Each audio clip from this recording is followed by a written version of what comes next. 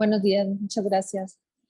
Es importante aclarar que mi perspectiva en este tema lo voy a derivar de la experiencia profesional que tuve en ese momento durante la pandemia, de tener una responsabilidad a nivel del contexto estatal en Nuevo León como un servidor público en el sistema de salud. Además, incluyo mi responsabilidad moral como bioticista y ciudadano a la vez. En esta narrativa abordaré tres elementos muy importantes. En primer lugar, el contexto de la pandemia que vivimos, los cuales nos presentaron lecciones morales para poderlas retomar en los segundos puntos, bajo la reflexión de los principios fundamentales de la bioética, la beneficencia, no maleficencia, justicia y autonomía. Finalmente, los aprendizajes a la luz de estos principios. El contexto de la pandemia, en primer lugar, tuvo diferentes etapas y en un inicio, como todo, en la incertidumbre fue una de las características. En el contexto político, social y cultural que vivimos, al menos en el estado de Nuevo León, y con lo que visualizábamos a nivel nacional e internacional, pues identificábamos que tenía la principal característica durante el inicio de ser más individualista el pensamiento que teníamos ante cómo responder en la pandemia. Creo que el gobierno, sobre todo los gobiernos, asumieron la responsabilidad de proteger a la población, el bien común. Los sistemas de salud, en ese sentido, fueron los responsables de operarlo. Sin embargo, la falta de una respuesta global en ese liderazgo de la OMS que se esperaba para tener políticas, incluso en la restricción de cómo hacer medidas de contención entre países, pues no fueron tan claras o estaban más tomadas hacia el individualismo de cada país. Y lo vimos y lo señalábamos en algunos momentos en el inicio, ¿por qué no cerran fronteras? Y esas eran conceptualizaciones de quienes tenían un concepto más global de esta problemática de enfermedades infecciosas. Con ello detonábamos un elemento de no aprender sobre las pandemias anteriores que se tenían. Por otro lado, se dejó evidencia desde el inicio un aspecto social de respuesta a nuestras libertades como derechos, en lugar de tomar el enfoque de un bien común. El individualismo contra el bien común fue una fase por la cual pasamos desde el momento de ir implementando las medidas de distanciamiento o las medidas de cuando tuvimos etapas donde se hizo relajación con la finalidad de tomar mi propia decisión sin pensar en los demás. Entonces, esto fue también una situación que caracterizó ese individualismo contra el bien común, que es algo de lo cual pues vivimos en diferentes fases, no nada más en el inicio, que se tomaban medidas como que los gobiernos estatales hacían promoción, cuidando los derechos de las personas, con la finalidad de convencer.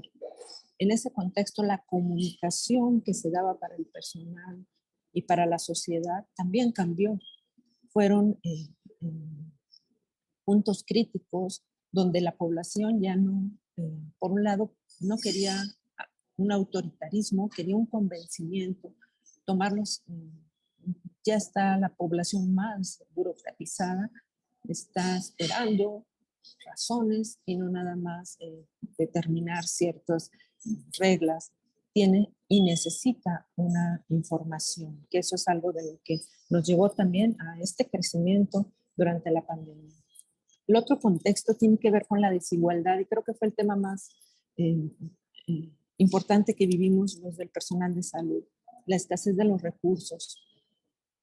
Aquí quedó diferentes experiencias donde la equidad estaba ausente o con sus vestigios muy apenas. Se siente el tener personal dividido en un sistema de salud como son el ISSSTE, el IMSS, nos hacía que nos pusiéramos incluso todavía ese individualismo de ponernos la camiseta por institución. Y entonces encontrábamos situaciones que veíamos de inequidad, el hecho de cierto, como el IMSS, mandar a personal a otros estados donde había menos o donde ellos consideraban que dentro de su sistema lo requerían, sin considerar hacia el interior de su propio estado donde tenían también una responsabilidad. Creo que esa parte de cruzar fronteras y ponerlos como voluntarios es una desigualdad que se vivió en la escasez de recursos. Por otro lado, encontramos también que el tener poco personal para responder hasta en esta pandemia, se tomaron estrategias como liberar a los recién egresados o liberarlos de su servicio social y enfrentarlos a la atención. Las cargas de trabajo pues eran también inequitativas porque tomamos modelos que no estaban de acuerdo a sus capacidades, a sus competencias. Si bien creo que hubo un beneficio de una remuneración económica extraordinaria para ese personal o ese nuevo personal, creo que el riesgo y el beneficio estuvo ahí también desequilibrado.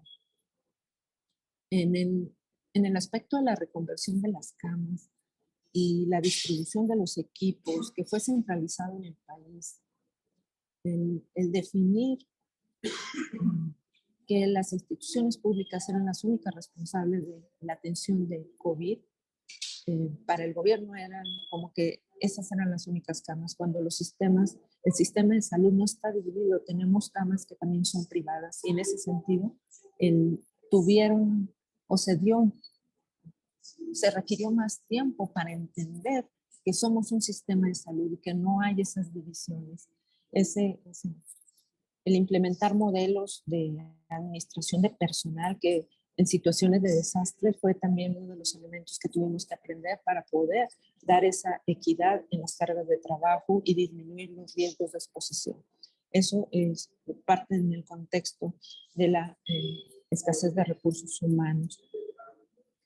Ya en la atención y en el cuidado de nuestros pacientes, este escenario nos dio esa reflexión de que si bien el derecho para acceder a una cama de terapia intensiva, a un ventilador e incluso a un equipo de protección personal para evitar la contaminación, nos hizo hacer la conjugación de los elementos jurídicos, científicos y, por último, fue como el tema más difícil de integrar, es la parte ética.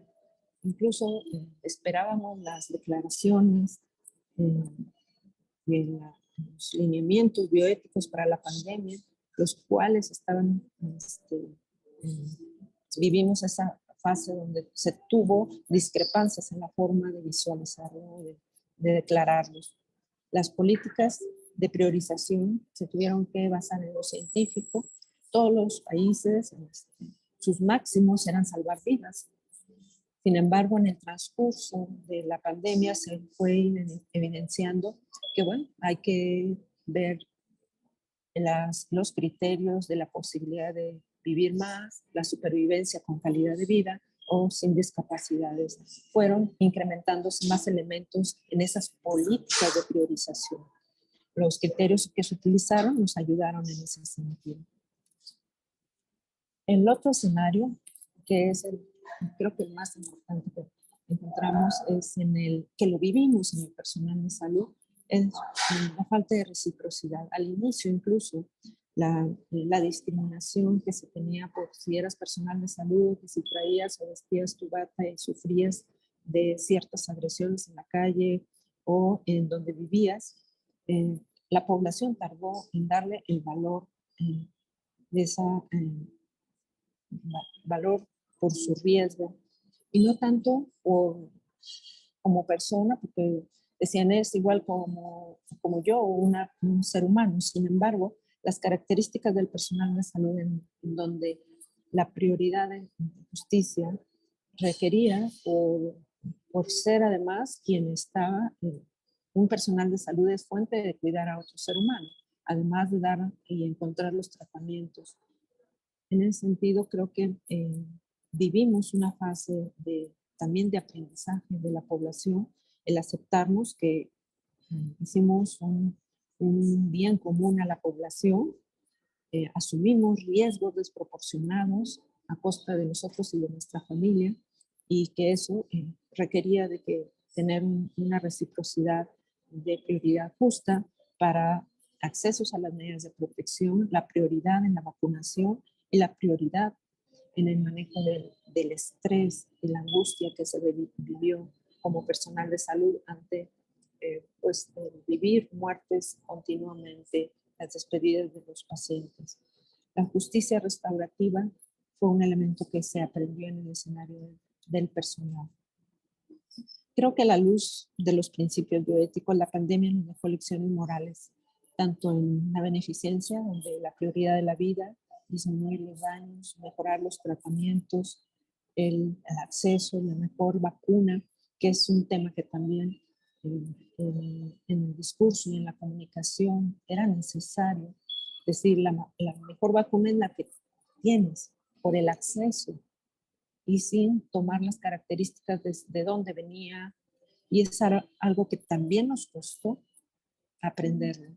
La justicia en la asignación de los recursos, en la priorización, en la infraestructura, la parte de la autonomía, nuestra responsabilidad en el bien individual contra el bien común.